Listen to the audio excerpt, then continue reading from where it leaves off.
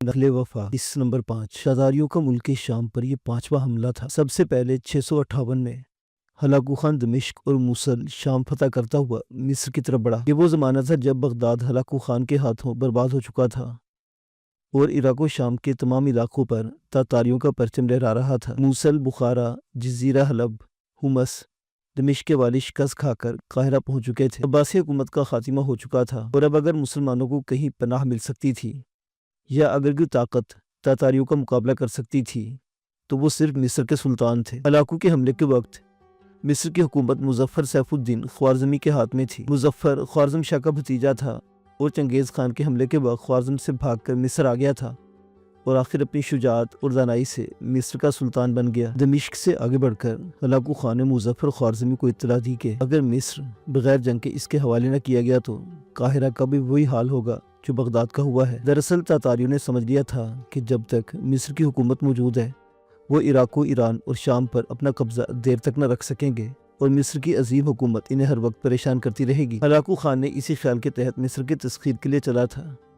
مظفر خوارزمی نے ہلاکو کے ارادوں سے باخبر ہوتے ہی اپنے سرداروں کو بلا کر صورتحال سے آگاہ کیا۔ اس وقت موصل، بخارا اور عراق و شام کے تمامی شکست خوردہ والی وہاں موجود تھے۔ انہوں نے تلواروں پر ہاتھ رکھ کر قسم کھائی تھی کہ وہ میدان سے منہ نہ موڑیں گے۔ ہلاکو خان کے مقابلے پر مظفر خوارزمی بڑے تمطراق سے نکلا۔ ابھی دونوں لشکر کافی دور تھے کہ ہلاکو خان کو اپنے بھائی کے مرنے کی اطلاع دی گئی۔ اس خبر کو پا کر تو وہ خود لوٹ گیا لیکن اپنے سردار امیر قطب خان کو مصر کی تباہی اور تسخیر پر لگا گیا۔ مسلمان بے گناہوں کا خون تاتاریوں کے ہاتھوں پانی کی طرح بہا تھا، وہ رنگ لے آیا۔ ہلاکو خان کی واپسی تاتاریوں کی شکست کا پیش خیمہ بن گئی۔ ہلاکو خان کا سردار جوش و خروش سے آگے بڑھ رہا تھا کہ مصر کی فتح کا صحرا اس کے سر بندھے گا۔ ادھر مصری لشکر بھی جوش انتقام تلے اندھا ہو رہا تھا۔ مصریوں کو تاتاریوں کے وحشیانہ مظالم کی تمام داستان معلوم تھی اور وہ بھوکے شیروں کی طرح تاتاریوں سے لڑنے پر آمادہ تھے۔ تاتاریوں اور مصریوں کا پہلا معرکہ، جس میں تاتاریوں کو پہلی بار مسلمانوں کے ہاتھوں بری طرح شکست ہوئی، مقام جالوت پر ہوا۔ تاتاریوں کا عظیم لشکر میدان میں صف آرا ہوا لیکن مصریوں نے انہیں ٹھہرنے نہیں دیا اور جالوت پہنچتے ہی ایسا سخت حملہ کیا کہ وہ تاتاری جو شکست کا نام بھی نہ جانتے تھے ان کے پیر اکھڑ گئے اور وہ ایسے بھاگے کہ ایک دوسرے کی خبر نہ رہی۔ تاتاریوں کا سردار امیر قطب خان میدان میں آیا اور 10,000 تاتاری قتل ہوئے۔ اس پہلی تاریخی فتح کے بعد مسلمانوں کے دل بڑھ گئے اور تاتاریوں کا جو روب ان پر بیٹھ گیا تھا وہ جاتا رہا۔ اس شکست کے بعد مصری سردار ملک ظاہر بندے کدار نے تعاقب کر کے تاتاریوں کا بڑے قتل عام کیا اور انہیں حدود شام سے نکال باہر کیا۔ اس شکست کے بعد تاتاری خاموش نہیں بیٹھے۔ کچھ عرصے بعد ہلاکو کے بیٹے ریگا خان نے اناتولیہ سے بڑھنا چاہا۔ اس وقت مصر کا سلطان ملک ظاہر تھا۔ اسے معلوم ہوا تو ایک لشکر جرار کے ساتھ مصر سے چلا اور اناتولیہ میں تاتاریوں کو شکست سے فات دے کر ریگا خان کو قتل کر دیا۔ پھر اس مرد مجاہد نے شام، عراق کے تمام علاقے تاتاریوں سے چھین لیے اور بغداد تک پہنچ گیا۔ اس سلطان کے عہد میں دوبارہ پھر تاتاریوں نے یورش کی۔ ایک بار تو وہ شام میں داخل ہوئے اور مصری سردار امیر کلاؤ کے ہاتھوں شکست کھائی۔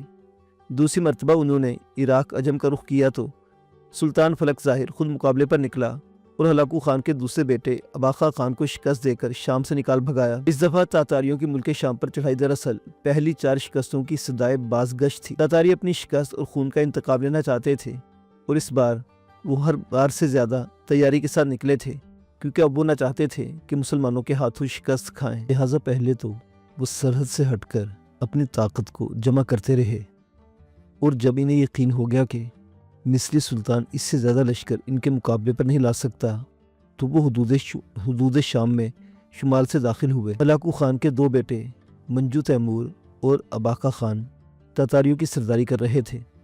ہر ایک کے ساتھ 80,000 ہزار وحشی تاتاریوں کا لشکر تھا۔ اس کے علاوہ 10,000 سواروں کا ہراول دستہ لشکر کے آگے آگے چل رہا تھا جس کا کام بستیوں میں آگ لگانا اور مسلمان بچوں، بوڑھوں، عورتوں اور جوانوں کا قتل عام کرنا تھا۔ مسلمانوں کا خیال تھا کہ پہم شکستوں سے تاتاریوں کی آنکھیں کھل گئی ہوگی اور اب وہ بلاد اسلامی کا رخ نہ کریں گے، لیکن تاتاری خاموش نہیں بیٹھے اور موقع پاتے ہی 1,60,000 کے لشکر کے ساتھ پھر اسلامی علاقوں کا رخ کیا۔ تاتاریوں کا ہراول دستہ نخلستان اور سرحدی بستیوں کو روندتا اور برباد کرتا ہوا آگے بڑھ رہا تھا۔ اس کے پیچھے تاتاریوں کا لشکر تھا۔ تاتاریوں کے شام میں داخل ہوتے ہی انہیں اطلاع ملی تھی کہ سلطان مصر ملک منصور بڑی تیزی سے مقابلے پر آ رہا ہے، یہاں تک کہ تاتاریوں کے دمشق پہنچنے سے پہلے ہی سلطان منصور وہاں پہنچ گیا اور تاتاریوں کا انتظار کرنے کے بجائے وہ کوچ در کوچ کرتا ہومس پہنچ گیا۔ تتاریوں کو سلطان کے ہومس پہنچنے کی خبر ملی تو ان کا بڑھتا ہوا سیلاب رک گیا۔ اب انہوں نے ہومس کے شمال میں ڈیرے ڈال کر اپنی پوری طاقت کو اکٹھا کیا۔ ہزار اور 500 کے کئی دستے قرب و جوار میں روانہ کیے تاکہ وہ سامان خوردنوش حاصل کریں اور راستوں سے پوری طرح واقف ہو جائیں اور وقت ضرورت انہیں مشکل کا سامنا نہ کرنا پڑے۔ لہٰذا 500 سواروں کا ایک ایسے دستہ راستہ بھول کر مارا پھر رہا تھا کہ اس کی مدبھیڑ ان سواروں سے ہو گئی جنہیں سلطان نے حدیثہ روانہ کیا تھا۔ اس دستے کا سردار بنگلو خان تھا جس نے نفیسہ اور دوسرے مصری سواروں کو گرفتار کر لیا، اور یہی وہ راستہ تھا جس پر جیش نے تتاری لشکر کے سامنے حملہ کر کے نفیسہ کو چھڑانے کی کوشش کی تھی، لیکن جیش اپنی کوشش میں ناکام ہو کر واپس ہومس چلا گیا اور بفلو خان نفیسہ اور سواروں کو لے کر تتاری لشکر میں آ گیا۔ بفلو خان تتاری لشکر میں پہنچا تو اسے تتاری لشکر کی سپہ سالار منجو تیمور اور اباقہ خان کے سامنے پیش کیا گیا۔ اس وقت اس کے ساتھ نفیسہ اور دیگر مصری قیدی بھی تھے۔ منجو تیمور نے قیدیوں کو حقارت بھری نظروں سے دیکھتے ہوئے پوچھا، یہ بھیڑیں تم نے کیوں پالی ہیں؟ بغلو خان نے جواب دیا، سردار ہمارا دستہ راستہ بھول کر بھٹک رہا تھا، یہ سوار ہمیں مل گئے اور ہم انہیں گرفتار کر لیا، پھر ان کے بتائے ہوئے راستے پر چل کر ہم یہاں تک پہنچے ہیں۔ یہ جواب سن کر اباقہ خان جذبیز ہوتے بولا، اور وہ لوگ کون تھے جنہوں نے ہمارے لشکر کے سامنے تم پر حملہ کیا؟ بفلو خان بولا، ہمیں اس کا پتہ نہیں، لیکن وہ لوگ شاید مصری تھے، ان کی کلاہیں سرخ اور قبائیں سفید تھیں۔ اور یہ لوگ کون ہیں جنہیں تم نے گرفتار کیا ہے؟ تیمور نے پوچھا، یہ بھی مصری ہیں، بفلو خان نے کہا، لیکن ان کی کلاہیں تو زرد ہیں۔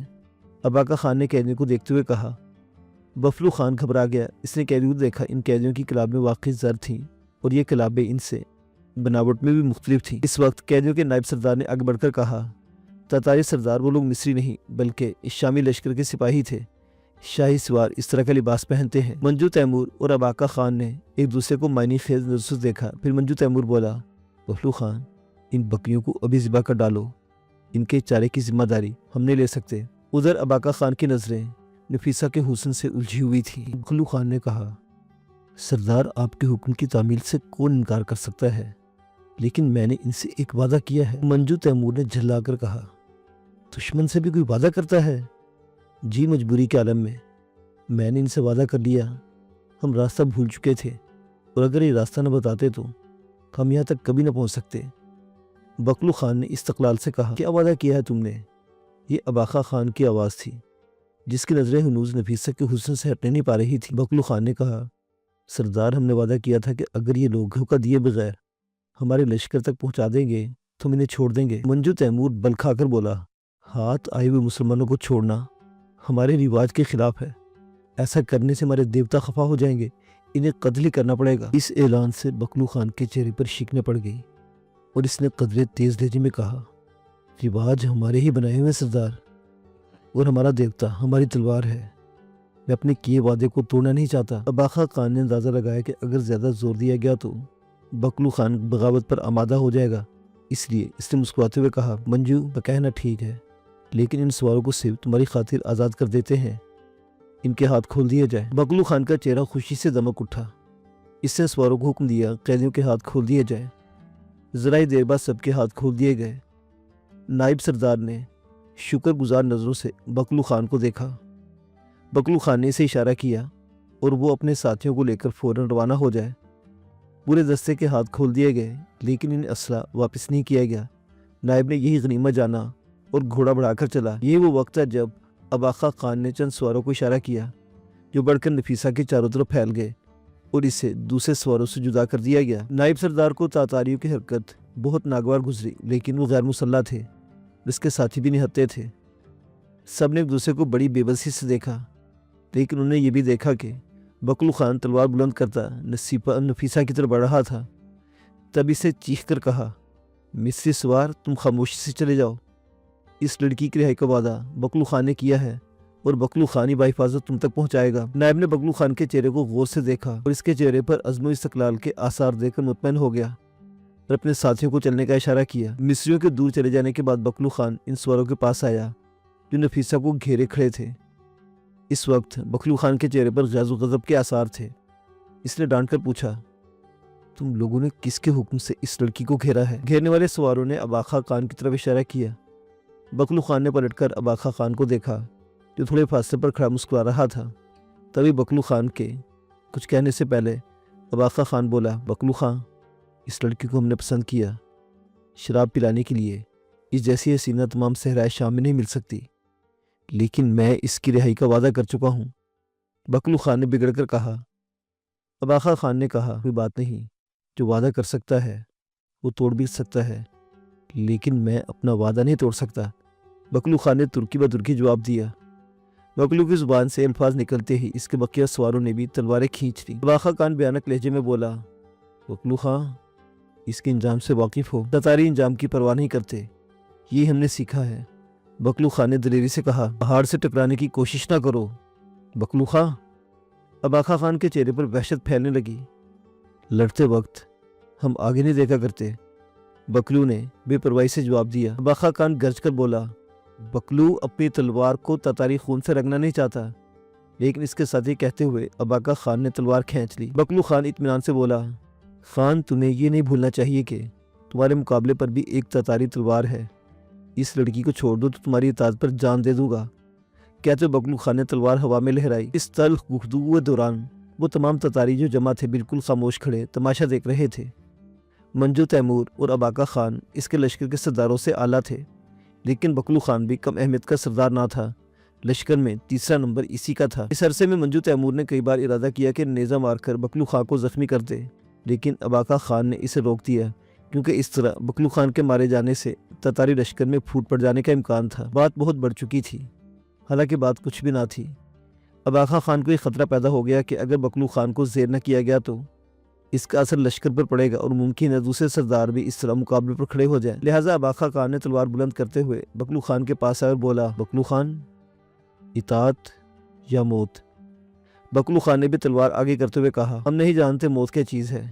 کہتے ساتھ ہی اس نے اپنی تلوار اباقا خان کی تلوار سے ٹکرائی۔ دوسری طرف بکلو خان کے ساتھی بھی تلواریں نکالتے ہوئے آگے بڑھے۔ انہیں آگے بڑھتے دیکھ کر منجو تیمور نے ڈپٹ کر کہا، خبردار کوئی آگے نہ بڑھے، جب دو تتاری لڑتے ہیں تیسرا نہیں بولا کرتا۔ منجو تیمور کی آواز پر بکلو خان کے سوار رک گئے، ورنہ شاید تتاری لشکر میں ایک ہنگامہ برپا ہو جاتا۔ اباقا خان منجا ہوا شمشیر زن تھا، اس لیے دوسرے ہی وار میں بکلو خان کی ڈھال گرا دی۔ اب بکلو خان بغیر ڈھال کے لڑ رہا تھا، لیکن ڈھال کے گر جانے سے اس میں دوگنا جوش پیدا ہو گیا اور اس نے اباقا خان پر ایسا زبردست حملہ کیا کہ اسے کئی گز پیچھے ہٹنا پڑا۔ رات کے پہر دم بخود سناٹے میں دو تتاری تلواریں ایک دوسری کی زبانیں چاٹ رہی تھی۔ ایک طرف 80,000 تتاریوں کا سردار اباقا خان تھا، جسے اپنی تلوار پر بجا طور پر ناز تھا، مگر دوسری طرف تتاریوں کے بھیس میں ایک مخلص انسان تھا جو اپنے واضح پر مر مٹنے کے لیے اس عظیم پہاڑ سے ٹکرا رہا تھا۔ تلواریں اٹھتی، بلند ہوتی، ٹکراتی اور جھٹکے کے ساتھ الگ ہو جاتی۔ دونوں گھوڑوں کی کنوتیاں ایک دوسرے سے ملی ہوئی تھیں اور وہ گتھے ہوئے تھے۔ نصف گھنٹے سے زیادہ گزر گیا، لیکن کسی طرف سے سستی کے آثار دکھائی نہ دیتے تھے۔ تمام لوگ بڑے انہماک سے دوبدو لڑائی کا نظارہ کر رہے تھے۔ آخر اباقا خان نے شمشیر زنی کا آخری حربہ استعمال کیا، کچھ اس پھرتی سے وار کیا کہ بکلو خان کا بایاں شانہ بری طرح زخمی ہو گیا۔ بکلو خان کے پاس اگر ڈھال ہوتی تو وہ یہ وار بھی بڑی آسانی سے روک لیتا، لیکن بغیر ڈھال کے وہ وار خالی نہ دے سکا۔ اس کے شانے سے خون کا فوارہ چھوٹ گیا۔ نفیسہ سواروں میں گھری گھوڑے پر بیٹھی یہ تمام منظر دیکھ رہی تھی، جسے تاتاریوں سے سخت نفرت تھی، لیکن بکلو خان کے سلوک نے اس کے دل میں بڑی جگہ پیدا کر لی، اور جب بکلو خان کا شانہ زخمی ہو گیا تو وہ چیخ کر بولی، بکلو خان، تم نے اپنا وعدہ پورا کر دیا، اب تم میرے لیے اپنی جان نہ دو۔ بکلو خان تلوار ملانے کے بعد تلوار ہٹایا نہیں کرتا لڑکی۔ بکلو خان نے اسی طرح وار روکتے ہوئے نفیسہ کو جواب دیا اور پھر زخمی شیر کی طرح جوابی وار کیا کہ اس کی تلوار اباقا خان کی ڈھال کا ایک کونا کاٹ دیا، اور اگر ڈھال نہ ہوتی تو اباقا خان کا شانہ بھی زخمی ہو جاتا۔ اباقا فوراً ہی سنبھل گیا، لیکن بکلو خان نے زخمی ہونے کے باوجود پے در پہ اتنے وار کیے کہ اباقا خان کو چھوٹے چھوٹے کئی زخم آئے۔ اب بکلو خان کا شانہ بالکل جھول گیا، لیکن اس کے واروں میں کوئی کمی نہیں ہوئی۔ اباقا خان بکلو خان کا وار روک کر چاہتا تھا کہ اس پر جوابی وار کرے، لیکن بکلو خان نے اس سے پہلے ہی دوسرا وار کر دیتا اور اس طرح اباقا خان کو وار کرنے کا موقع ہی نہ ملتا اور وہ دانت پیس کر رہ جاتا۔ منجو تیمور کا خیال تھا کہ لڑائی جلد ختم ہو جائے گی، کیونکہ اباقا خان کا مقابلہ کرنا ناممکن ہے، لیکن بکلو خان نے جوش میں آ کر وہ جوہر دکھائے کہ سبھی اش اش کر اٹھے، اور اب منجو کو خطرہ پیدا ہو گیا کہ اگر بکلو خان اسی طرح وار کرتا رہا تو اباقا خان مارا جائے گا۔ یہ خیال آتے ہوئے پیچھے ہٹا۔ سب لوگ لڑائی دیکھنے میں منہمک تھے، اسے سے فائدہ اٹھایا اور اپنے خاص دستے کو حکم دیا کہ وہ بڑی آہستگی سے بکلو خان کے دستے کو گھیرے میں لے لے۔ جب بکلو خان کے دستے کو گھیرا ڈال دیا گیا تو منجو تیمور نے ایک سوار کو اشارہ کیا۔ اشارے کے ساتھ ہی اس نے اپنا نیزہ بکلو خان پر کھینچ مارا۔ نیزہ بکلو خان کی پشت میں پیوست ہو گیا۔ اس کے ساتھ ہی اباخا خان کی تلوار اس کے سینے میں بھی اتر گئی اور اس طرح ایک مخلص تتاری اپنے وعدے پر قربان ہو گیا۔ بکلو خان کا دستہ پہلے ہی گھیرا جا چکا تھا۔ اس نے جب بکلو خان کو نیزہ لگتے دیکھا تو بڑھنے کی کوشش کی، لیکن منجو تیمور کے خاص دستے نے راستہ روک لیا اور انہیں غیر مسلح کر دیا۔ معزز سامعین و ناظرین، داستان ابھی جاری ہے۔